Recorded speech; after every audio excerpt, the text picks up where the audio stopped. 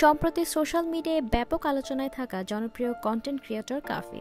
তিনি তার সাহসী ভিডিও এবং সামাজিক বার্তা দিয়ে দর্শকদের মন জয় করেছেন। কিন্তু আজকের দিনে তার জীবনে এক অকাল ঘোর ঘনিয়ে এসেছে। গত রাতে কাফির বাড়িতে ভয়াবহ অগ্নিকাণ্ডের ঘটনা ঘটেছে। এমনকি কাফি নিজেই ফেসবুকে লাইভে এসে এই ঘটনার ভিডিও প্রচার করেছেন। ভিডিওতে দেখা যাচ্ছে তার বিশাল বাড়িটি আগুনের দাউ দাউ করে জ্বলছে। এ ঘটনায় কাফি পরিবারের সদস্যরা ছিলেন বলে খবর পাওয়া গেছে।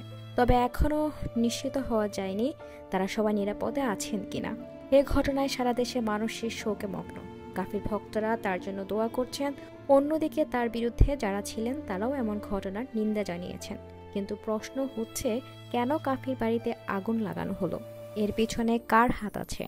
এ প্রশ্নের উত্তর খুঁজতে গিয়ে আমাদের অতীতের দিকে ফিরে যেতে হয়। 2024 সালের জুলাইয়ে দেশে যে বড় ধরনের আন্দোলন হয়েছিল, সেখানে কাফির অবদান ছিল অনেক।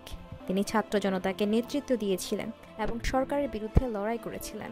এমনকি নিজেও যুদ্ধে নেমেছিলেন। তার এই সাহসিকতার কারণে তৎকালীন সরকারের কাছ থেকে তিনি নানা ধরনের হুমকি ও ব্ল্যাকমেইলের শিকার হয়েছিলেন। কিন্তু বর্তমান সরকার তাকেও তার পরিবারকে নিরাপত্তা দিতে ব্যর্থ হয়েছে। তাই অনেকে মনে করছেন এই আগুনের ঘটনার পেছনেও সে সরকারের হাত থাকতে পারে। কাফিকে মুখ বন্ধ করানোর জন্য তার বাড়িতে আগুন লাগানো হয়েছে। আবার অনেকে বলছেন কাফি নিজেরও এই ঘটনার সঙ্গে সম্পৃক্ততা থাকতে পারে। সম্প্রতি তার সামাজিক যোগাযোগ মাধ্যমে দেওয়া কিছু পোস্ট নিয়েও ব্যাপক সমালোচনা হয়েছে। এছাড়াও 2020 সালে তার প্রকাশিত বইটি নিয়েও সমালোচনা তুঙ্গে ছিলেন কাফি, যেটিকে কেন্দ্র করেও তার বাড়িতে আগুন দেওয়া হতে পারে বলে ধারণা করা হচ্ছে। এখনো পর্যন্ত ধারণাগুলো নিশ্চিত করা যায়নি। পুলিশ ঘটনাস্থলে পৌঁছে তদন্ত শুরু করেছে। আশা করা হচ্ছে শীঘ্রই তারা এই ঘটনার সত্যতা উন্মোচন করতে পারবে। এই ঘটনা সত্যি রহস্যময়। সত্য কি সেটা জানতে আমাদের অপেক্ষা করতে হবে। কাফি কি সত্যি নিরীহ নাকি না, এই প্রশ্নগুলোর উত্তর খুঁজে বের করতে হলে আমাদের আরও তথ্য জানতে হবে। এই মুহূর্তে তাকে নিয়ে যে আলোচনা সমালোচনাগুলো চলছে বা মানুষ আরও নতুন নাটক রটাচ্ছে, সেগুলো বন্ধ করা উচিত। আশা করি পুলিশের তদন্তে সবকিছুই স্পষ্ট হয়ে যাবে।